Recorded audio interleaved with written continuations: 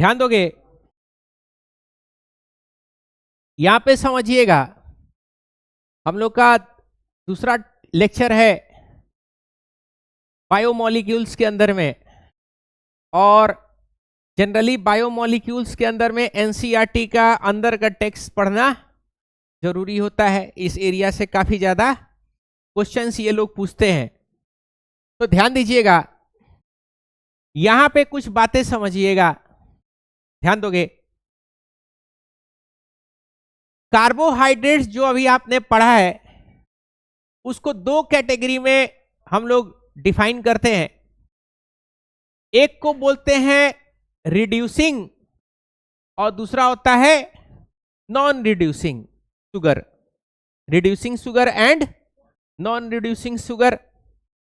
पिछले चैप्टर में आपने याद करो फेहलिंग टेस्ट आपने पढ़ा था। क्या पढ़ा था? Fehling test. दो आपके पास ट्यूब होता था, एक में फेहलिंग ए होता था जिसमें कॉपर सल्फेट होता था, और दूसरे में बोलो फेहलिंग बी होता था जिसमें रोचल सॉल्ट होता था। रोचल सॉल्ट आपका बेसिक मीडियम प्रोवाइड करता था, और फेहलिंग ए आपका कॉपर सल्फेट में Cu2+ देता था। अगर एल्डिहाइड होता था तो एल्डिहाइड को ऑक्सीडाइज करके क्या बना देता था? कार्बोक्सिलेट आयन बना देता था, और कलर कैसा हो जाता था? रेडिश ब्राउन कलर हो जाता था। दिखाए थे आपको, ठीक है। तो यहां पे क्या होता है, दो तरीके का शुगर है। अब शुगर आप देखे हो, शुगर या कार्बोहाइड्रेट, उसमें CHO है क्या? बोलो, इसमें CHO है क्या? बोलो, जो भी आपका शुगर या कार्बोहाइड्रेट है उसमें क्या होता है? बोलो, चाहे तो CHO होता है, नहीं तो C डबल बॉन्ड OH होता है। समझ पा रहे हो बात को? तो ये एल्डिहाइड है। फेहलिंग सॉल्यूशन क्या करता है? इसी को पहचानता है क्या? इसी को पहचानता है ना। इसको किस में कन्वर्ट कर देता है? कार्बोक्सिलेट आयन में कन्वर्ट कर देगा, और वो कैसा हो जाएगा? रेडिश कलर का हो जाएगा। तो रेडिश कलर अगर हुआ तो फेहलिंग सॉल्यूशन क्या हो गया? तो कर रहा है, और रेडिश कलर नहीं हुआ तो फेहलिंग सॉल्यूशन का टेस्ट वो क्वालिफाई नहीं करेगा। तो दो तरीके का शुगर होता है, एक फेहलिंग टेस्ट क्वालिफाई कर जाता है और दूसरा फेहलिंग टेस्ट क्वालिफाई नहीं कर पाता है। तो जो फेहलिंग सॉल्यूशन क्वालिफाई कर जाएगा उसको बोलते हैं रिड्यूसिंग शुगर। क्या बोलेंगे? रिड्यूसिंग शुगर, यानी वो कलर चेंज करेगा, ब्लू से रेडिश ब्राउन हो जाएगा। और ऐसा शुगर जो फेहलिंग सॉल्यूशन के टेस्ट को क्वालिफाई नहीं कर पाएगा, यानी वो कलर चेंज उसको नहीं कर पाएगा, उसको क्या बोलेंगे? नॉन रिड्यूसिंग शुगर बोलेंगे। क्या बोलेंगे? Non reducing sugar. तो यहां पे एक चीज आपको याद रखना है। क्या याद रखना है? आपको ये याद रखना है कि वो कार्बोहाइड्रेट जो फेहलिंग सॉल्यूशन को टेस्ट कर दे और टॉलेंस को भी क्या कर दे? टेस्ट कर दे। टॉलेंट टेस्ट, सिल्वर मिरर, याद है ना मिरर? तो मिरर भी बना दे, और बोलो फेहलिंग सॉल्यूशन ब्लू कलर का था उसको किस में कन्वर्ट कर दे? रेडिश ब्राउन में। यानी दोनों टेस्ट अगर कर जाता है तो उसको रिड्यूसिंग शुगर बोलेंगे। क्या बोलेंगे? रिड्यूसिंग। और अगर नहीं कर पाता है तो हम लोग उसको क्या कहेंगे? नॉन रिड्यूसिंग शुगर कहेंगे। क्या कहेंगे? Non reducing sugar. समझ पा रहे हो बात को? अब यहां पे एक चीज और समझिएगा, मोनोसेकेराइड्स के बारे में हम लोग पढ़ेंगे। किसके बारे में पढ़ेंगे? मोनोसेकेराइड। आपको बताए थे मोनोसेकेराइड क्या होता है? सबसे छोटा कार्बोहाइड्रेट होता है जिसको तोड़ने पे और वो छोटा पार्ट में नहीं टूटता है। कल बताए थे ना, यानी जिसको और ज्यादा आप हाइड्रोलाइसिस नहीं कर सकते, उसको क्या बोलते थे? मोनोसेकेराइड। दो मोनोसेकेराइड एक साथ मिलते थे तो क्या बनता था? डाइसेकेराइड। और तीन जब बनता था तो ट्राइसेकेराइड बनता था। समझ पा रहे हो? तो यहां पे हम लोग मोनोसेकेराइड्स के बारे में पढ़ रहे हैं, ध्यान दीजिएगा। तो यहां पे एक चीज समझिएगा, क्या समझना है? मोनोसेकेराइड के अंदर में चाहे तो अल्डिहाइड ग्रुप लगा रहता है। क्या लगा रहता है? अल्डिहाइड ग्रुप लगा रहता है। तो अल्डिहाइड अगर लगा रहेगा तो उसका नाम हो जाएगा एल्डो। क्या नाम हो जाएगा? एल्डो। और अगर उसका टेस्ट अगर मीठा है तो उसका नाम क्या हो जाएगा? एल्डोस हो जाएगा। क्या नाम हो जाएगा? एल्डोस। और अगर मोनोसेकेराइड के अंदर में अगर कीटो ग्रुप है, क्या लगा हुआ है, कीटो ग्रुप यानी कीटोन है, तो उसका क्या नाम हो जाएगा, कीटोस हो जाएगा। क्या नाम हो जाएगा, कीटोस हो जाएगा। जैसे यहां पे ध्यान दीजिएगा, कार्बोहाइड्रेट मीठा अगर होगा, स्वीट है, तो लास्ट में नाम के आगे क्या लिखते हैं, ओस लिखते हैं। क्या लिखते हैं, ओस। यानी वो कार्बोहाइड्रेट जो मीठा भी है और 3 कार्बन का है, कितना का है, 3 कार्बन का है और मीठा भी है, क्या नाम हो जाएगा, ट्राइओस। 4 कार्बन का है, टेट्रोस। 5 कार्बन का है, पेंटोस। 6 कार्बन का है, हेक्सोस। 7 कार्बन का है, हेप्टोस। कोई दिक्कत, यहां पे ध्यान दीजिएगा, 3 कार्बन का मोनोसेकेराइड है और उसमें अल्डिहाइड है। क्या है, एल्डिहाइड है, तो उसका नाम क्या हो जाएगा, एल्डोट्राइओस। मतलब 3 है, सादा है तो ट्राइओस, अल्डिहाइड लगा है तो एल्डोट्राइओस। 4 है तो एल्डोटेट्रोस, 5 है तो एल्डोपेंटोस, एल्डोहेक्सोस, एल्डोहेप्टोस। एल्डिहाइड के जगह पे अगर क्या लगा हुआ है, कीटोन लगा हुआ है, तो फिर उसका नाम क्या हो जाएगा, कीटोट्राइओस। 3 कार्बन है तो कीटोट्राइओस, 4 है तो कीटोटेट्रोस, 5 है तो कीटोपेंटोस, 6 है तो कीटोहेक्सोस, 7 है तो कीटोहेप्टोस हो जाएगा। समझ पा रहे हो बात को, यानी 3 हुआ, मिनिमम 3 पे ट्राइओस, अल्डिहाइड है तो एल्डोट्राइओस, अल्डिहाइड नहीं है, कीटोन है तो क्या हो जाएगा, कीटोट्राइओस हो जाएगा। कोई दिक्कत यहां पे, बोलो कोई प्रॉब्लम। तो अल्डिहाइड लगेगा तो क्या नाम होगा, कीटोन लगेगा तो क्या नाम होगा, 3 कार्बन होगा तो क्या नाम होगा।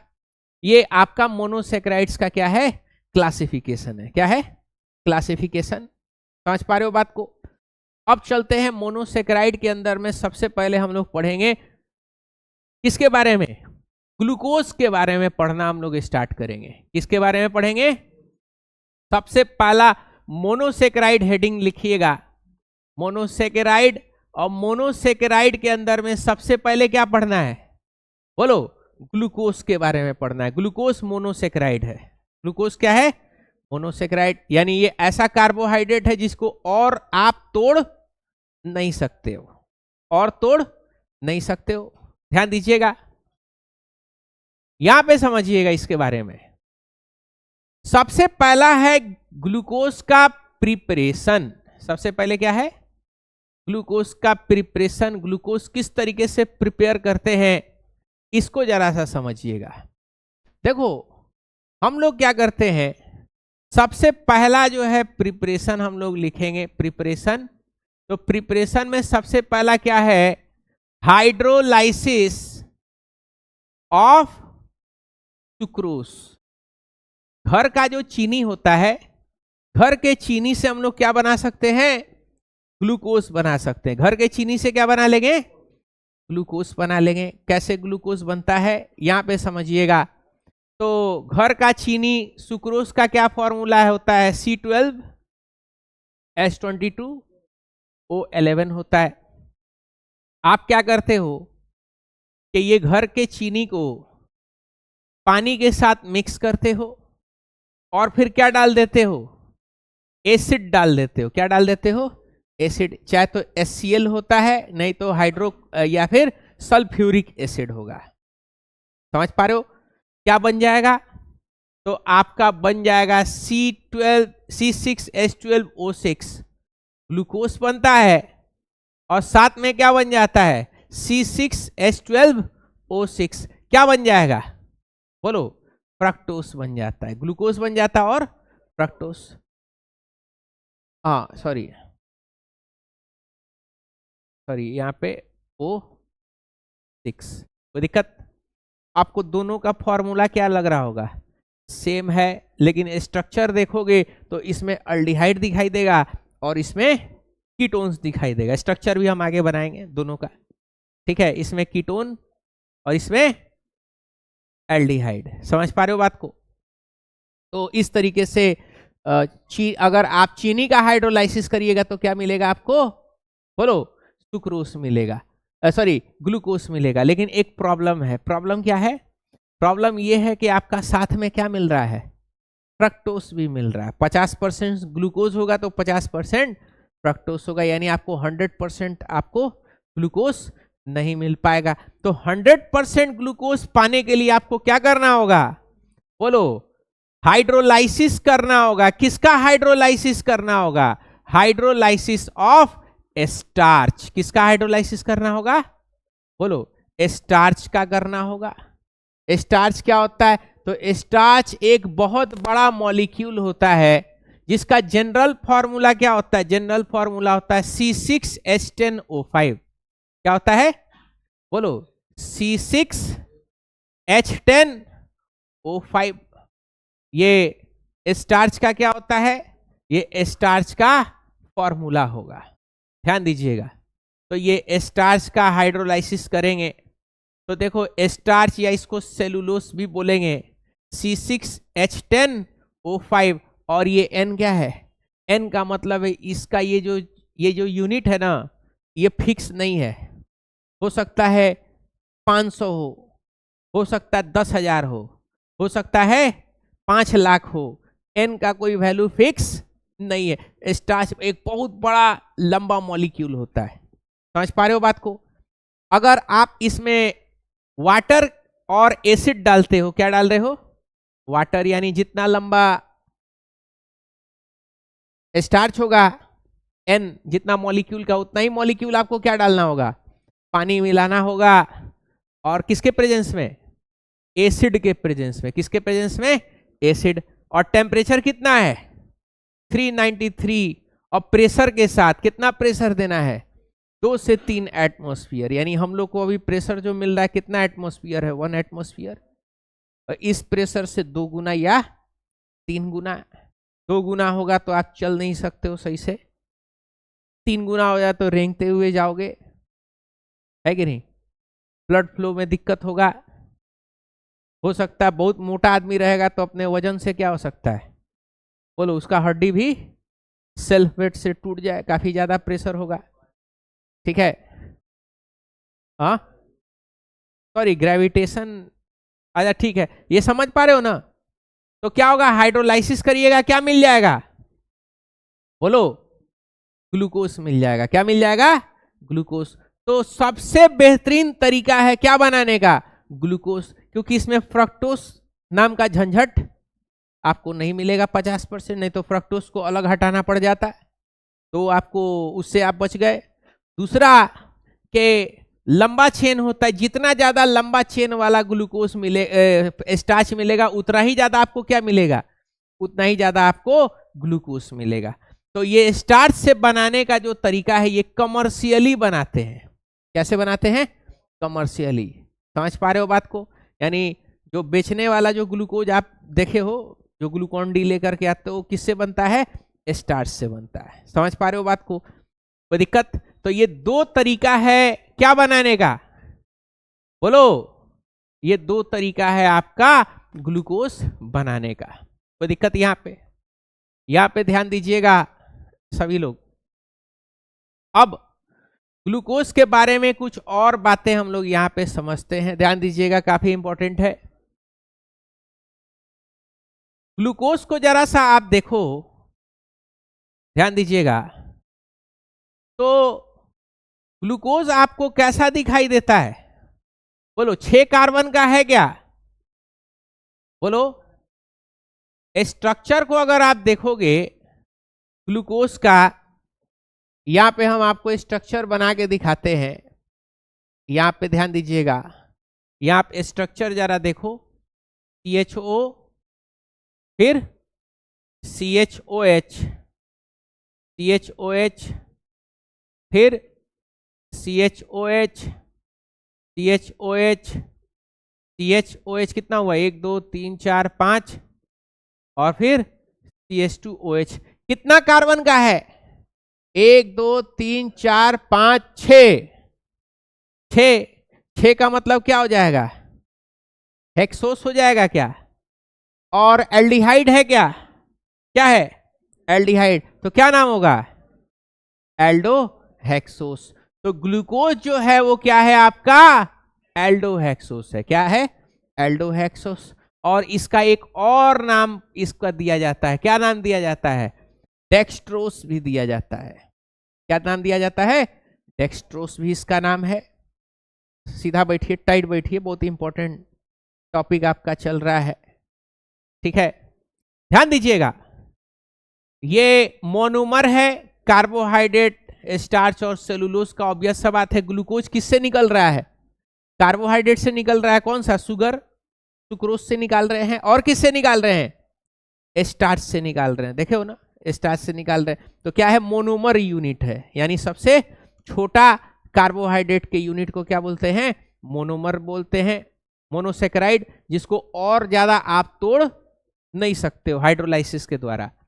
एक और चीज समझिएगा इसके बारे में, दुनिया में सबसे ज्यादा ऑर्गेनिक कंपाउंड पाए जाने वाला जो सब्सटेंस है वो कौन सा है? वो आपका ग्लूकोज है। यानी इस धरती पे सबसे ज्यादा पाए जाने वाला ऑर्गेनिक कंपाउंड क्या होगा? ग्लूकोज होगा। समझ पा रहे हो बात को? ऑर्गेनिक कंपाउंड में सबसे ज्यादा कौन पाया जाता है? ग्लूकोज पाया जाता है। समझ पा रहे हो? बहुत इंपॉर्टेंट ये कंपाउंड है। आपके बॉडी के अंदर में जो आप खाना खा रहे हो, कार्बोहाइड्रेट जो खाते हो, तो बॉडी क्या करता है? बॉडी आपका पचाता है, केमिकल रिलीज करता है आपका बॉडी। हाइड्रोक्लोरिक एसिड, पानी भी पीते हो तो जो आप कार्बोहाइड्रेट खाए या चावल खाए, जिससे क्या मिला? स्टार्च, वो टूटता है। किसमें टूटता है? ग्लूकोज में टूटता है। समझ पा रहे हो? और ग्लूकोज में टूटता है और फिर वो ग्लूकोज जो है आपके इंटेस्टाइन में जाता है। इंटेस्टाइन में फिंगर लाइक प्रोजेक्शन होता है, जिसको क्या बोलते हैं? विलिस बोलते हैं। क्या बोलते हैं? विलिस। वो विलिस क्या करता है? आपके ब्लड से क्या ले लेता है? ग्लूकोज ले लेता है। समझ पा रहे हो? हंसी आ रहा तो हंस लीजिए अच्छे से, इसलिए क्योंकि हंस रहे हो तो हंस लो, क्या दिक्कत है? बाद में किस्मत हंसेगी तुम्हारे ऊपर, है कि नहीं? अब ये जो चीज हम पढ़ा रहे तो 10th क्लास में आपका था, डाइजेस्टिव सिस्टम। आप देखे हो, हम तो लिंक कर रहे थे कि भाई जो चीज आप स्टार्च जो अभी खाए हो, ये स्टार्च से क्या बना रहे हो? स्टार्च। आप जो चावल खाए, चावल में क्या है? स्टार्च है। स्टार्च, पानी भी पिए तुम्हारे पेट में पानी भी गया, और तुम्हारे पेट में क्या है? हाइड्रोक्लोरिक एसिड भी है। तुम्हारे पेट में क्या है? हाइड्रोक्लोरिक एसिड भी है। समझ पा रहे हो? तो एसिड क्या करता है? आपके स्टार्च को किस में तोड़ देगा? ग्लूकोज में तोड़ देगा। यही ग्लूकोज आपके इंटेस्टाइन में फिंगर लाइक प्रोजेक्शन है, वहां से वो खींचेगा, खींच करके कहां लेके भेजाएगा? ब्लड से। ब्लड से सीधे लेके जाएगा माइटोकॉन्ड्रिया में, सेलुलर लेवल तक पहुंचता है। आर्टरीज और बोलो वेंस के थ्रू आपका कहां तक पहुंचेगा? सेलुलर लेवल तक पहुंचता, वहां माइटोकॉन्ड्रिया में जाएगा। माइटोकॉन्ड्रिया में वही ग्लूकोज आप जो सांस ले रहे हो ऑक्सीजन के साथ रिएक्ट करके क्या बना देगा? कार्बन डाइऑक्साइड और वाटर। जब आप एक्सहेल आउट करते हो तो क्या निकलता है? वही कार्बन डाइऑक्साइड, और थोड़ा सा भाप में क्या रहता है? पानी भी रहता है। और क्या मिल जाता है आपको? एनर्जी मिल जाता है। वही एनर्जी से नाच रहे हो, गा रहे हो, गरिया रहे हो, मारपीट कर रहे हो, दंगा फसाद कर रहे हो। यही तो है। तो पूरे वर्ल्ड में सबसे ज्यादा मोस्ट अबंडेंट सब्सटेंस क्या है? ग्लूकोज है। एनर्जी का अल्टीमेट सोर्स है। वही जल रहा है आपके बॉडी में, ईंधन का काम कर रहा है। तो आपको क्या मिल रहा है? बोलो, आपको एनर्जी मिल रहा है। तो इसमें हंसने वाली कौन सी बात है? तो लॉजिकल चीजें है ना, है कि नहीं? वो तो किस्मत मेरा खराब है कि इस जगह को हम जो है पसंद कर लिए अपने कैरियर बनाने के लिए। बाप दादा का जमीन जायदाद था, फादर को देखना था, तो हमको लगा कि यहाँ कर ले। अब यहाँ पे नमूना ही लोग आएगा अगर पढ़ने के लिए, तो भाई मेरा तो ठीक है ना, होते रहा। ऐसे कोई दिक्कत नहीं है हमको, कोई ये नहीं है कि हमको कोई रस्सी से बांध के रखा हुआ भी है। ये सारा समझ सकते हो मेरा, ठीक है? क्योंकि जब आपको सीरियस नहीं है, देखो सीरियस, अब हम चाय वाला, पान वाला, ठेला गाड़ी वाले को तो बैठा के यहाँ पढ़ा नहीं सकते हैं। बोलो, उसको इस सब चीज से क्या लेना देना है? उसको बायोकेमिस्ट थोड़े ना बनना है, उसको इंजीनियर डॉक्टर थोड़े ना बनना है। वो तो अपना जो जीवन का जो काल कर रहा है वही करेगा। ठेला खींचेगा, रिक्शा खींचेगा, पुलिस हवालदार को पैसा देगा नहीं देगा, जलील होगा, गाली खाएगा, और फिर है कि नहीं? अब ये सब बात है। आप किसी कंपनी में अगर जाओगे, कोई मल्टीनेशनल कंपनी में जाओगे, तो कैसा आदमी आप पसंद करेगा? वो ये सब चीज पढ़ा हुआ पसंद करेगा, या ठेला गाड़ी खींचा हुआ, या पान के दुकान पे बैठा हुआ आदमी पसंद करेगा? आप अपने आप को थोड़ा सा स्टैंडर्ड रेस करिए।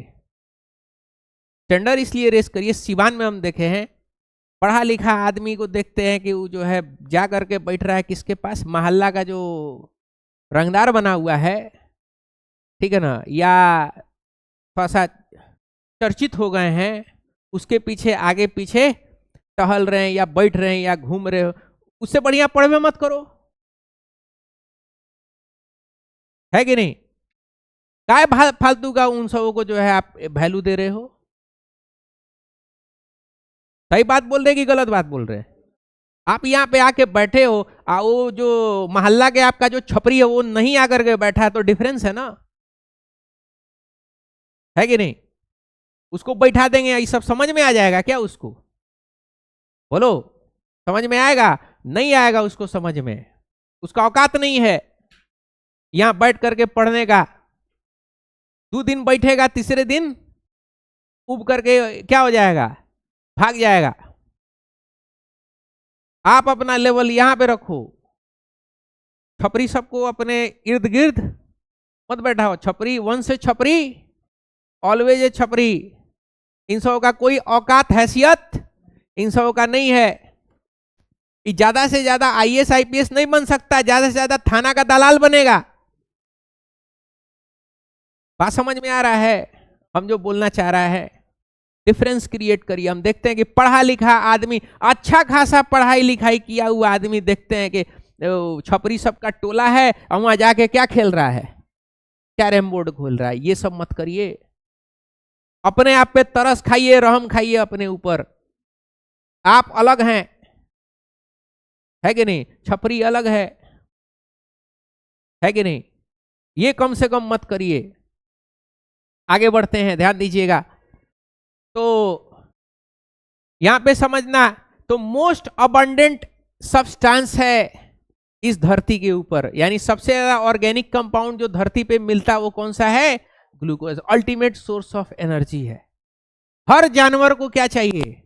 ग्लूकोज चाहिए अपना डेली वर्क को करने के लिए। आपके रोटी में ग्लूकोज है, आपके चावल में ग्लूकोज है, मतलब स्टार्च के फॉर्म में है। वो ब्रेक होता है, कहां पे ब्रेक होता है? आपके पेट में ब्रेक हो रहा है। नेचुरल बाहर भी करवा सकते हो ब्रेक, और पेट में भी यही प्रोसेस हो रहा है। आपके एसिड क्या कर रहा है? उसको तोड़ के ग्लूकोज में, है कि नहीं? और अगर मान लो आप बहुत ज्यादा क्या ले रहे हो, खाए जा रहे हो, लेकिन बॉडी का उतना वर्क है नहीं, आलू की तरह पड़े हुए हैं। थोड़ा सा जिम उम भी जाइए, तो आप पर्सनालिटी भी बनाइए। हर तरीके का पर्सनालिटी, आपको बेस्ट बनना है। बाकी लोग से क्या रहना है? आपको बेस्ट रहना। तो बेस्ट हर तरीके से बनिए। पढ़ाई लिखाई में बेस्ट बनिए, पैसा कौड़ी में बेस्ट बनिए। देह हाथ जा करके क्या करिए? मजबूत करिए जिम उम में जा करके। छपरी सबके पास तकबे मत करो। नहीं ताकोगे तो अगले दिन आगे कहेगा भैया कैसे हैं, ठीक हैं, भैया बोलेगा। आज 4 दिन बतिया लीजिएगा ना, तो आपके बारे में जान जाएगा। क्या कह रहे चिरकुटियां हो, क्या आपका इज्जत रह जाएगा? है कि नहीं? ध्यान दोगे तो ये आपको ग्लूकोज हर हाल में आपको चाहिए। तो ज्यादा ग्लूकोज हो जाता है ना बॉडी के अंदर में, ज्यादा ग्लूकोज हो जाएगा बॉडी के अंदर में, तो एक केमिकल है इंसुलिन। इंसुलिन जो है वो क्या करता है? चाबी है सेल का। सेल का चाबी खोलता है इंसुलिन, तो ग्लूकोज कहां जाता है? अंदर जाता है ब्लड से। अगर इंसुलिन से आपका सेक्रेशन बंद हो गया, तो वो इंसुलिन सेक्रेट नहीं करेगा, तो आपका जो ब्लड है, ब्लड के अंदर में जो ग्लूकोज है वो सेल में नहीं जाएगा। कहां रहेगा?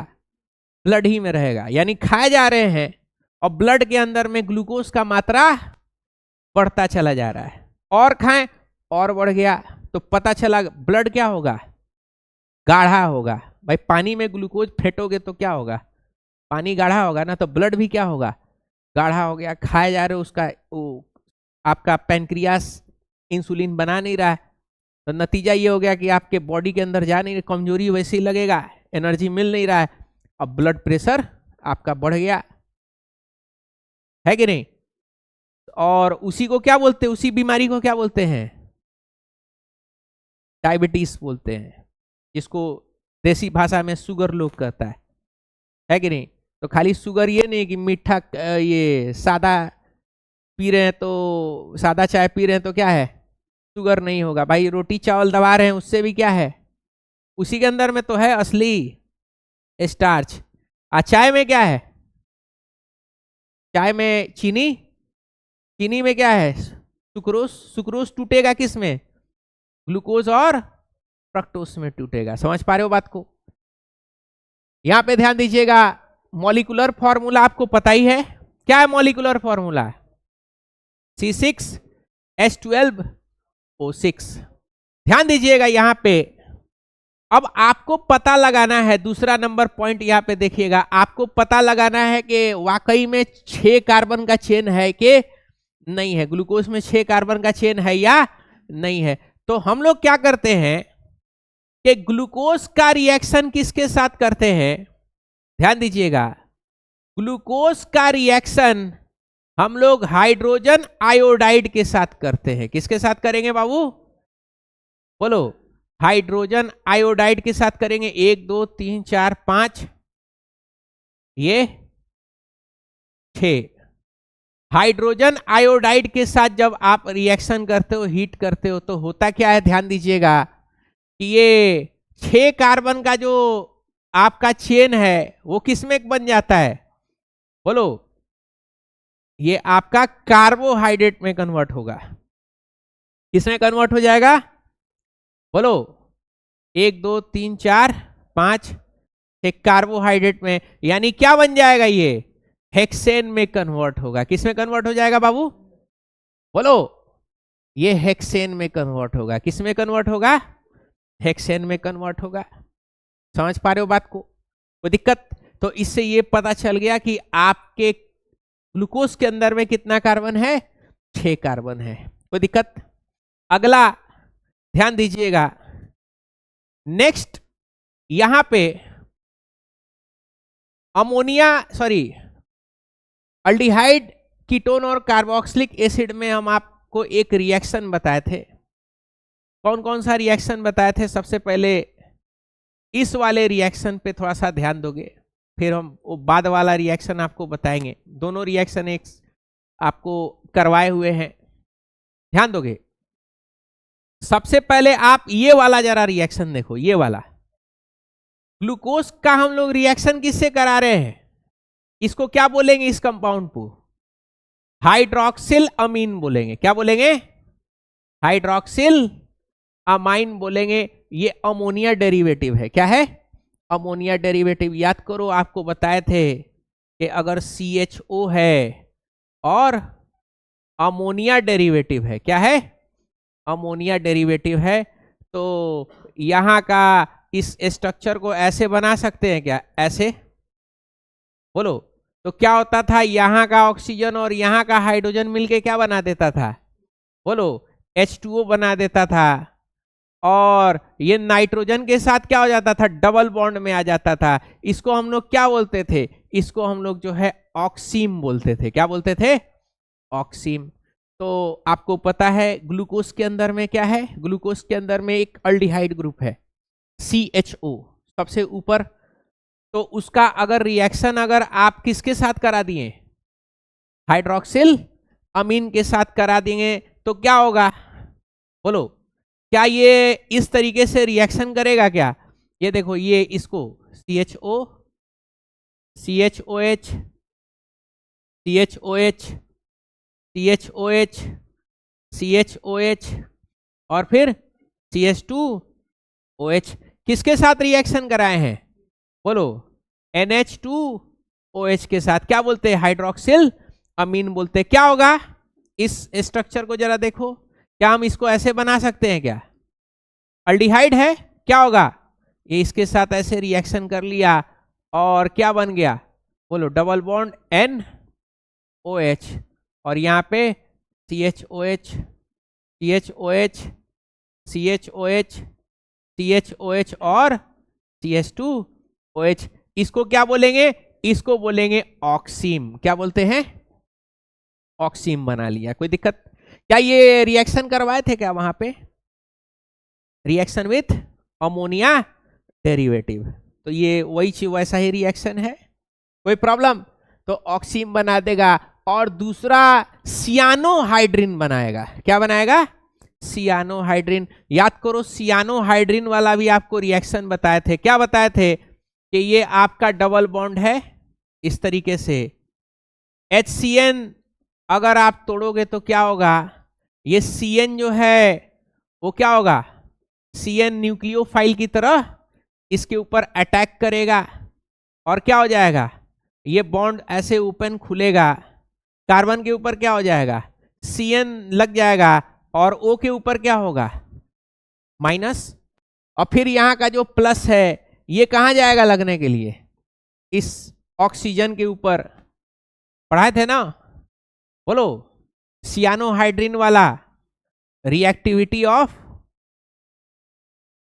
ये OH, तो CN भी जुड़ गया, OH भी जुड़ गया, C डबल बॉन्ड O पे, समझ पा रहे हो। तो ये जो कंपाउंड बना क्या बनेगा, सियानोहाइड्रिन बनेगा, समझ पा रहे हो। तो होता क्या है कि ये आपका जो C double bond O group है कहाँ पे, ग्लूकोज के अंदर में, वो क्या होता है, HCN के साथ रिएक्शन करेगा। हम इसको इसी चीज को ग्लूकोज के साथ बता देते हैं, ध्यान दोगे। तो ग्लूकोज किस तरीके का है, ध्यान दोगे, C double bond O H, और बाकी कितना है, एक साथ लिख दे क्या, CH2 कितना, 1 2 3 4, और फिर ये आगे CH2OH, और यहाँ किसका रिएक्शन किए, HCN के साथ, H प्लस और CN माइनस। इसको पता है ये इधर आ जाता है तो माइनस हो जाता है, ये प्लस हो जाता है, तो CN इधर चला जाएगा और हाइड्रोजन कहाँ आ जाएगा, यहाँ पे, तो H CN OH, और साथ में ये CHOH जो नीचे पार्ट है वो वैसा का वैसा ही रहेगा, समझ पा रहे हो। तो इसको हम लोग क्या बोलते हैं, सियानो, बोलो, हाइड्रिन बोलेंगे। क्या बोलेंगे, सियानोहाइड्रिन। तो देखो ये दोनों रिएक्शन से क्या पता चलता है, बोलो, ये दोनों रिएक्शन से आपका ये पता चलता है कि कार्बन के अंदर में, ग्लूकोज के अंदर में क्या प्रेजेंट है, एल्डिहाइड वाला पार्ट है। एल्डिहाइड वाला पार्ट अगर नहीं रहता तो क्या ये दोनों रिएक्शन हो पाता, क्या ये दोनों रिएक्शन नहीं हो पाता है, कोई दिक्कत यहाँ पे।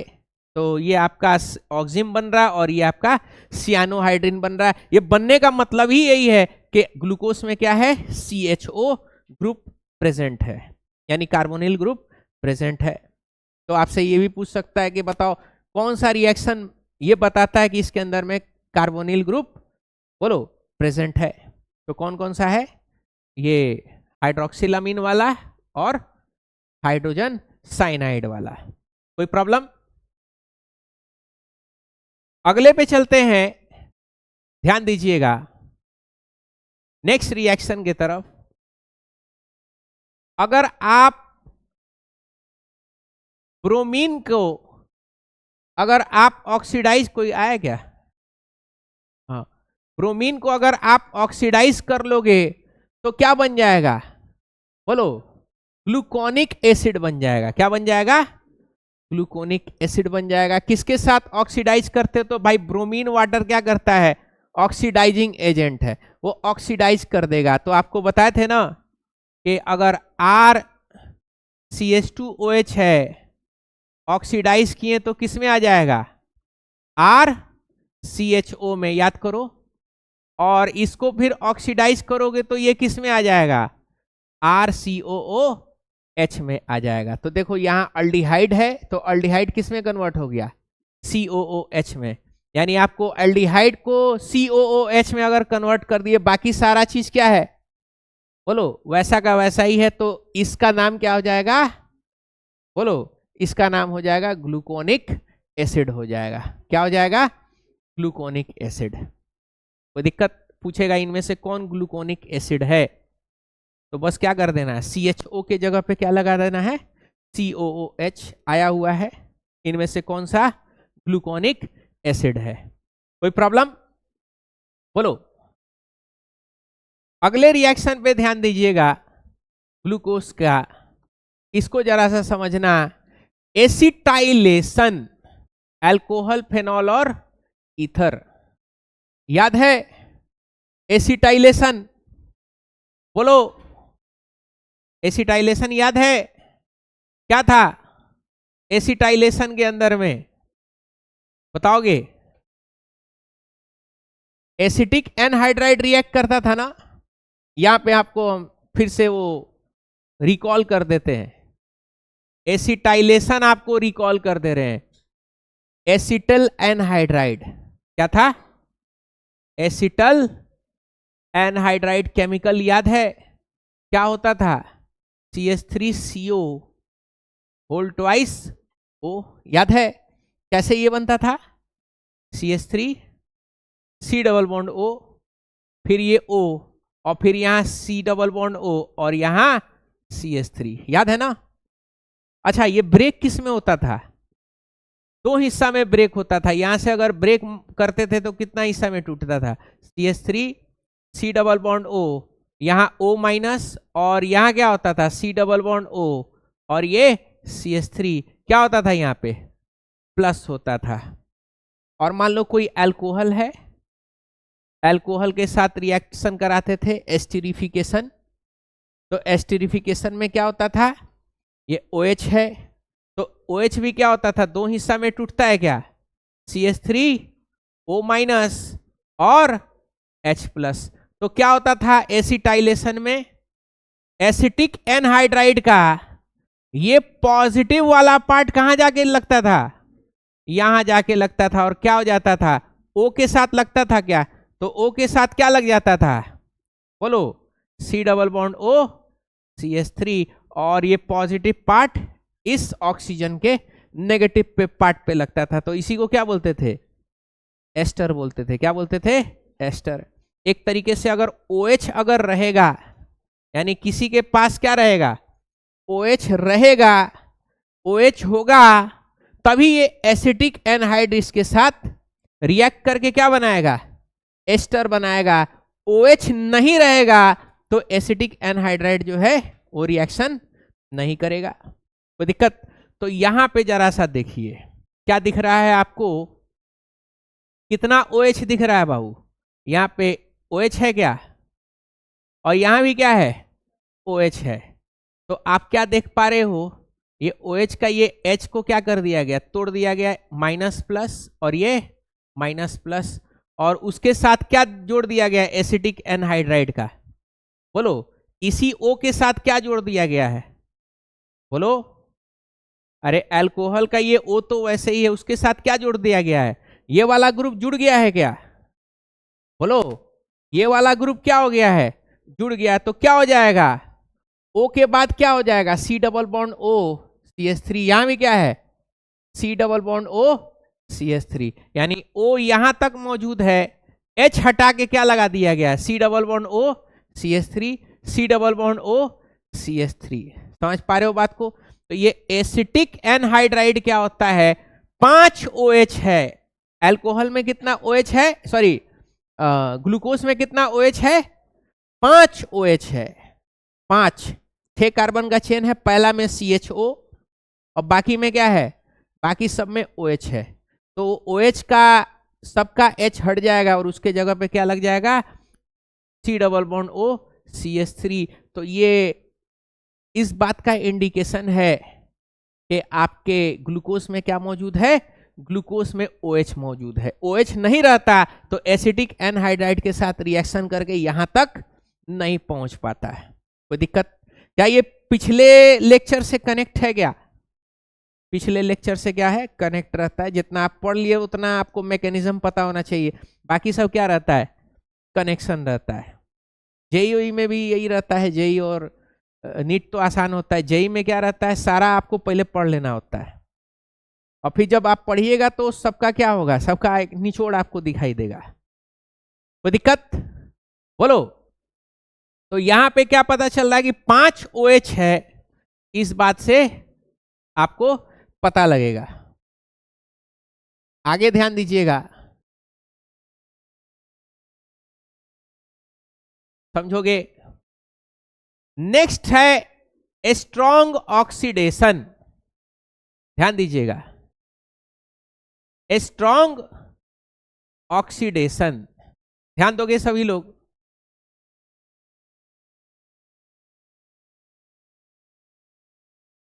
देखो, अगर आप नाइट्रिक एसिड का इस्तेमाल कर रहे हो, किसका, नाइट्रिक एसिड। नाइट्रिक एसिड क्या है, पावरफुल ऑक्सीडाइजिंग एजेंट है। क्या है, बोलो, पावरफुल ऑक्सीडाइजिंग एजेंट, ठीक है। अगर आपका CH2OH कहीं पे लिखा हुआ है, ठीक है, या फिर आपका CHO कहीं लिखा हुआ है, और आपने किसके साथ रिएक्शन करवा दिया, बोलो, HNO3 के साथ रिएक्शन करवाया है, तो ये आपको कहां लेके जाएगा, सीधे, बोलो, सीधे कार्बोक्सिलिक एसिड पे लेके जाएगा। सीधे कहां लेके जाएगा, कार्बोक्सिलिक एसिड पे लेके जाएगा। कोई दिक्कत, कहीं रुकेगा नहीं, बीच में कहीं नहीं रुकता है, सीधे कहां लेके जाएगा, कार्बोक्सिलिक, क्योंकि nitric acid powerful oxidising agent है। यहां पे आप देख सकते हो, यहां पे आप देख रहे हो CH2OH है क्या, और क्या है, CHO, ग्लूकोज है। ग्लूकोज का रिएक्शन नाइट्रिक एसिड से कर दिए हैं। CHO के जगह पे भी क्या हो, COH, और CH2OH के जगह पे भी COH हो गया है, यानी ऊपर भी COH, नीचे भी COH। तो उसको क्या बोलते हैं, सैक्रिक एसिड बोलेंगे। क्या बोलेंगे, सैक्रिक एसिड। याद रहेगा ना सैक्रिक एसिड, उधर क्या था, ग्लूकोनिक एसिड। ये सब स्ट्रक्चर वाइज याद रखना है बस, इसीलिए इंटरकनेक्ट करवा रहे हैं, ताकि आपके लिए क्या हो जाए, आसानी रहे। यहां पे देखो, याद करो, ये ग्लूकोनिक एसिड बनाए थे हम लोग Br2 के साथ। इसको भी अगर HNO3 के साथ ऑक्सीडेशन करोगे तो ये भी क्या बन जाएगा, ये भी सैक्रिक एसिड बन जाएगा। क्या बन जाएगा, सैक्रिक एसिड। तो एक बार एग्जाम में क्वेश्चन पूछा था कि इनमें से कौन सैक्रिक एसिड है, इनमें से कौन ग्लूकोनिक एसिड है, समझ पा रहे हो, इनमें से कौन सा ग्लूकोज है। कोई दिक्कत, ग्लूकोज में टोटल OH कितना होता है, ग्लूकोज में टोटल CHO कैसे होता है, CHO किस किस केमिकल से रिएक्ट होगा, OH किस किस केमिकल से रिएक्ट होगा, ठीक है। ये सारा हम आपको क्या कर दिए, सारा आपको दे चुके हैं। तो ये आपका क्या था, ग्लूकोज का यहाँ पे सारा रिएक्शन था, प्रिपरेशन था, समझ पा रहे हो, और सारा उसका हिसाब किताब यहाँ पे खत्म। क्या टाइम हो रहा है, हाँ, चलो अच्छा है।